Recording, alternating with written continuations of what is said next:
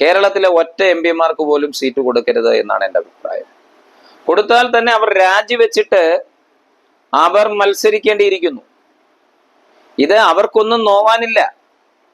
അവർ M P വന്നു മത്സരിക്കുന്നു, തോറ്റാൽ M P ആകുന്നു, ജയിച്ചാൽ കേരളത്തിൽ മന്ത്രിയാകാം എന്ന വ്യാമോഹത്തിലാണ് ഇവർ ഇതായി. അവർക്ക് MLA സ്ഥാനം മാത്രം മതിയെന്നുണ്ടെങ്കിൽ അവരാവില്ലല്ലോ. ഈ നിലപാടുകൾക്കാണ് ചോദ്യം ചെയ്യപ്പെടേണ്ടത്. അതിലൊരു കാര്യത്തിൽ ഞാൻ KC വേണുഗോപാലിനെ അഭിനന്ദിക്കുകയാണ്. KC വേണുഗോപാൽ പറഞ്ഞു, ഞാൻ മത്സരിക്കുന്നില്ല. അതേപോലെ ഓരോ എം പിമാരും ചിന്തിക്കേണ്ടിയിരിക്കുന്നു.